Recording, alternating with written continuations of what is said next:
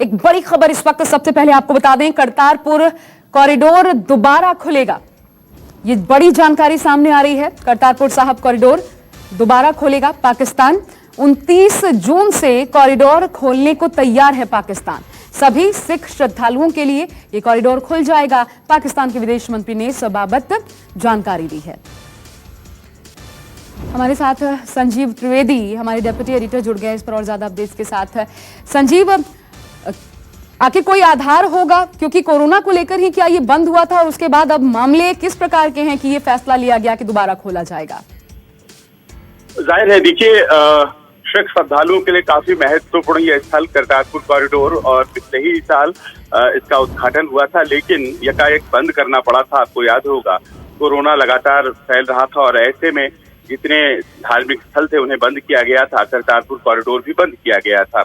अब 29 जून से इसे फिर से पाकिस्तान खोलना चाहता है। एक प्रस्ताव है जो उसने भारत को भेजा है। भारत को अभी प्रतिक्रिया देनी होगी। हमारे यहाँ बहुत से ऐसे धर्म स्थल हैं जो खुले हैं या फिर आंशिक रूप से जिनको खोला गया है। अब ऐसे में क्या कॉल लेती है भारत सरकार, ये देखने वाली बात होगी। ठीक है, शुक्रिया आपका संजीव इस जानकारी के लिए। तो सिख श्रद्धालुओं के लिए अच्छी खबर है, लेकिन अभी इसके पहले भारत सरकार की तरफ से इस पर प्रतिक्रिया आना है कि आखिर क्या किया जाएगा। एक और अहम खबर आपको बता दें, कोरोना अपडेट सबसे पहले 5 लाख के पार कोरोना से संक्रमितों की तादाद चली गई है। सिर्फ दिल्ली की बात कर लें तो कोरोना मरीजों की संख्या 77,000 के आंकड़े को क्रॉस कर गई है। कोरोना मरीजों की संख्या के लिहाज से दिल्ली देश में दूसरे नंबर पर आ गया है। इसके बाद आज राजधानी में सीरोलॉजिकल सर्वे करवाने का अभियान भी शुरू हो रहा है। इस सर्वे में करीब 20,000 लोगों के ब्लड सैंपल की जांच की जाएगी। इससे कोरोना को रोकने की कारगर रणनीति तैयार हो पाएगी, ऐसा माना जा रहा है। इस सिलसिले में दिल्ली में आज केंद्रीय स्वास्थ्य मंत्री डॉक्टर हर्षवर्धन की अध्यक्षता में कोरोना पर बने मंत्री समूह यानी GOM की अहम बैठक होने वाली है। उधर दिल्ली के मुख्यमंत्री अरविंद केजरीवाल ने भी एक अहम मीटिंग आज बुलाई है। दिल्ली के अस्पतालों के MS के साथ दोपहर 1 बजे वो खुद बैठक करने वाले हैं। तो लगातार बढ़ते आंकड़ों को देखते हुए दिल्ली में क्या तैयारियां होने जा रही हैं, उससे जुड़ी तस्वीरें हम आपको दिखा रहे हैं। देखिए, सबसे अहम बात ये, देश भर में कोरोना 5 लाख के आंकड़े को पार कर चुका है। सबसे खतरनाक बात यह है कि एक दिन में 18,000 से ज्यादा केसेस सामने आए हैं। अपने आप में रिकॉर्ड तोड़ और डराने वाली बात है कि मामले किस तेजी से बढ़ रहे हैं और लोगों को और ज्यादा सचेत रहने की जरूरत भी है। GOM की बैठक होने वाली है। मंत्री समूह की डॉक्टर हर्षवर्धन की अगुवाई में यह बैठक होगी, केंद्रीय स्वास्थ्य मंत्री। और तीसरी बड़ी खबर, सबसे बड़ा सर्वे दिल्ली में होने वाला है। सीरोलॉजिकल सर्वे होगा ये, और इसके बाद रणनीति बनाने में मदद मिल पाएगी दिल्ली को लेकर, ऐसा माना जा रहा है। महत्वपूर्ण है ये बैठक इस लिहाज से। साथ ही मुख्यमंत्री भी MS के साथ एक बैठक करने वाले हैं। चलिए, मेरे साथ प्रशांत देव, मेरे सहयोगी, जुड़ गए हैं। सीधा उनका रुख करते हैं। प्रशांत, 2 बैठकें होने वाली हैं। एक मंत्री समूह की बैठक जो कि केंद्रीय स्वास्थ्य मंत्री डॉक्टर हर्षवर्धन की अगुवाई में होगी, दूसरा खुद मुख्यमंत्री बैठक लेने वाले हैं। दोनों बैठकों को समझाइए।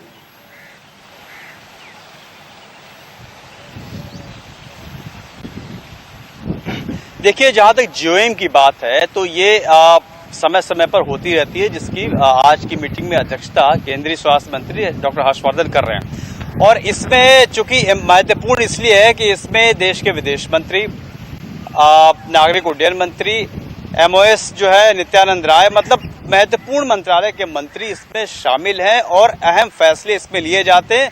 और इसमें जो कोविड को लेकर के खासकर ये GOM बनाई गई है, जो एक समीक्षा की जाती है। तो अब चूंकि पूरी तरीके से दिल्ली की बात करें तो, देश की बात करें तो अनलॉक में हम चल रहे हैं, यानी कि लॉकडाउन खत्म होगा, अनलॉक में चल रहे हैं और संक्रमण के केसेस भी लगातार बढ़ रहे हैं। तो एक तरफ अनलॉक में देश को चलाना है और संक्रमण भी बहुत तेजी से बढ़ रहा है। तो ऐसे में GOM में बार बार समीक्षा की जाती है कि किस तरीके से संक्रमण पर काबू किया जाए, रोकथाम किया जाए, नई नई तकनीकी का प्रयोग किया जाए, तमाम राज्य सरकारों को इसके बारे में बताया जाए। तो उसी सिलसिले में दिल्ली की बात करें तो नए कई अहम फैसले पिछले 10 दिनों में लिए गए, जिनमें एक महत्वपूर्ण फैसला ये भी है कि सीरोलॉजिकल टेस्ट का एक सर्वे किया जाए। उसमें होता ये है कि आपके ब्लड सैंपल लेकर के ये पता लगाया जाएगा कि आपकी एंटीबॉडी किस तरीके से अंदर है, जो आप को रोग से लड़ने में वरुण उस पर मेरे साथ जुड़े हुए हैं, एक बार उनका भी रुख कर लेते हैं और इस पर स्पेशल जानकारी लेकर के वरुण सिन्हा इस वक्त हमारे साथ जुड़ गए हैं। प्रशांत, आप बने रहिएगा। वरुण, आप समझाइए जरा, ये सीरोलॉजिकल सर्वे क्या है, किस तरीके से होगा और इसका किस प्रकार लाभ मिलेगा?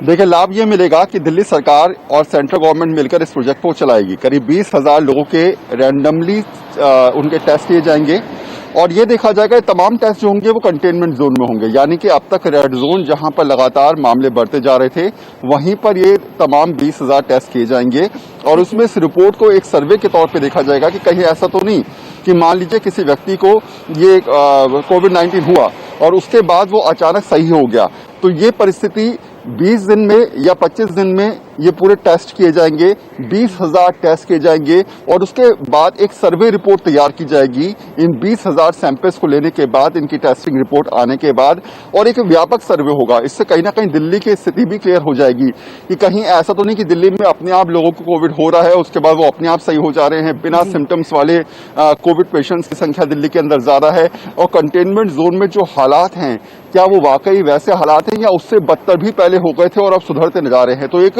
व्यापक तरीके से दिल्ली की मैपिंग करना, कंटेनमेंट जोन में लगातार जो है वो टेस्टिंग करना और एक रिपोर्ट के आधार पर ये पैनलाइज करना कि आने वाले दिनों में दिल्ली में अगर हालात खराब होते हैं तो हमारे पास टेस्टिंग के लिए तमाम व्यापक सुविधाएं हैं। तो ये दिल्ली सरकार लगातार सेंट्रल गवर्नमेंट के साथ लेकर ये प्रोजेक्ट आज से शुरू करेगी। पहला प्रोजेक्ट जो है वो करीब 1 बजे सदर बाजार में स्टार्ट होगा, वहां पर मैपिंग की जा रही है, टेस्टिंग की जानी शुरू हो जाएगी। एक छोटी सी जानकारी वरुण ये दीजिएगा, मैं थोड़ा सा रोक ज्यादा है वहां पर इफेक्ट डाले हैं, इस टेस्ट से ये भी क्लियर हो जाएगा। तो बहुत हद तक मानव शरीर के अंदर क्या क्या चीजें चेंजेस हो सकते हैं, हुए हैं या फिर इस टेस्टिंग से सारी चीजें लगभग स्टडीज के लिए भी महत्वपूर्ण होने वाला है। इस लिहाज से अगर देखा जाए तो वरुण बने रहिएगा। प्रशांत भी हमारे साथ लगातार बने हुए। एक बड़ी खबर इस बीच आ रही है कि कांग्रेस नेता राहुल गांधी ने एक बार फिर कोरोना को लेकर सरकार पर सवाल उठाए हैं। राहुल गांधी ने ट्वीट किया है और देखिए इस ट्वीट में क्या कहा है। कोविड-19 देश के नए हिस्सों में तेजी से फैल रहा है, भारत सरकार की उसे हराने की कोई योजना नहीं है। साथ ही प्रधानमंत्री पर निशाना साधा, कहा प्रधानमंत्री खामोश है, उन्होंने आत्मसमर्पण कर दिया है और वे महामारी के खिलाफ लड़ाई लड़ने से इनकार कर रहे हैं, यानी सरेंडर कर दिया है। मेरे साथ प्रशांत देव जुड़े हुए हैं। प्रशांत, पहले भी ये शब्द जो है इस पर बहुत आपत्ति हुई थी, बीजेपी को बहुत विवाद हुआ था राजनीतिक, हमने देखा सरेंडर कर दिया चीन के सामने, अब कह रहे हैं महामारी के सामने सरेंडर कर दिया। आखिर आधार क्या है इन बातों का, क्योंकि लगातार प्रयासरत है सरकार?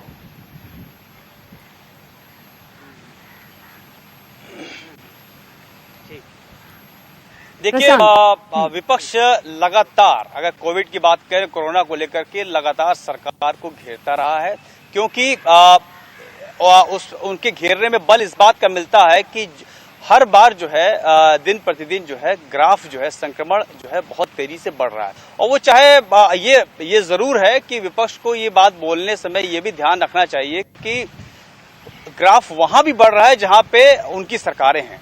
तो अब सवाल उठता है कि आज अगर महाराष्ट्र में देख ली तो महाराष्ट्र में क्या हाल वही है, उतनी बुरी स्थिति है जितनी की दिल्ली की है या जितनी उत्तर प्रदेश की है। तो ग्राफ का बढ़ने का कारण जो है कोई नहीं जानता कि किस वजह से बढ़ रहा है। लेकिन हाँ, ये बात जरूर है कि जब जब विपक्ष ने इस बात का हमला किया है, सरकार की तरफ से उसका जवाब दिया गया है और बताया गया है कि उन्होंने किस किस तरीके से कदम उठाया। हाँ, जहां तक बात दिल्ली की है तो दिल्ली में आपने देखा कि पिछले 10 दिनों में कितनी मैराथन मीटिंग्स हुई दिल्ली को लेकर के, यहाँ तक कि दिल्ली एनसीआर को भी लेकर के। अब खुद जो है केंद्रीय गृह मंत्री अमित शाह ने दिल्ली के मुख्यमंत्री, जिनसे कि हमेशा खींचतान रहती है केंद्र राज्य की, उनको मिलाकर के समन्वय करके केंद्रीय स्वास्थ्य मंत्री, दिल्ली के लेफ्टिनेंट गवर्नर, दिल्ली के मुख्यमंत्री, इस तमाम लोगों ने एक मंच साझा किया, बैठा और इस बीमारी से लड़ने की योजना बनाई। और योजना बनाने के लिए यह भी ध्यान रखा कि आपस में समन्वय पूरी तरीके से बने। तो उसी सिलसिले में कई अहम फैसले लिए गए हैं। जहां तक विपक्ष की बात आप कह रही हैं, विपक्ष लगातार हमलावर है, लेकिन सरकार का कहना है कि वो जो है राजनीति कर रहे हैं और हम जो है काम कर रहे हैं। ये सरकार का दावा है। प्रतिक्रियाएं देख लेती हैं किस प्रकार की आती हैं। फिलहाल शुक्रिया आपका प्रशांत हमारे साथ जुड़ने के लिए, और वरुण आपका भी बहुत शुक्रिया विस्तार से जानकारी देने के लिए। और अब देखिए, महामारी शारीरिक रूप से तो तोड़ ही रही है, मानसिक रूप से भी तोड़ रही है, क्योंकि इसी कोरोना से जुड़ी एक अमानवीय तस्वीर सामने आई है। एक 70 साल के बुजुर्ग के शव को क्रेन से उठाकर ले जाया जा रहा है। ये तस्वीरें देखिए, ये 70 साल के बुजुर्ग, ऐसी तस्वीरें हम इससे पहले पश्चिम बंगाल में देख चुके हैं। यूपी में एक तस्वीर सामने आई थी, जो मामला बहुत गरमाया था, इस पर जांच तक बिठा दी गई थी। लेकिन फिर देखिए, फिर वही अमानवीय तस्वीर देखने को मिली, वो भी तब जब सामने इस वक्त देश जिन पर सबसे ज्यादा भरोसा कर रहा है वो मौजूद है। यानी जो किट में आप देख सकते हैं, इसमें कोरोना वॉरियर्स भी हैं, लेकिन ये जो सलूक है किसी की मृत्यु के बाद, वो दिल को छलनी करने वाला है। एक बुजुर्ग शख्स की कोरोना के चलते मौत हो गई थी। ये तस्वीर जो हम आपको दिखा रहे हैं, ये आंध्र प्रदेश की तस्वीर है, काकुलम की तस्वीर है। उनके शव के साथ जिस प्रकार का व्यवहार म्युनिसिपल कॉरपोरेशन की तरफ से किया गया, ये मामला सामने आने के बाद पलासा म्युनिसिपल कॉरपोरेशन को सस्पेंड कर दिया गया है। नमस्कार, मैं हूं मानक गुप्ता। अगर आपको हमारा ये वीडियो पसंद आया हो तो इसे लाइक और शेयर जरूर करें, और हाँ, हमें सब्सक्राइब और फॉलो करना ना भूलें, ताकि आप देश और दुनिया की कोई खबर मिस ना करें। तो जुड़े रहिए हमारे साथ और देखते रहिए न्यूज़ 24।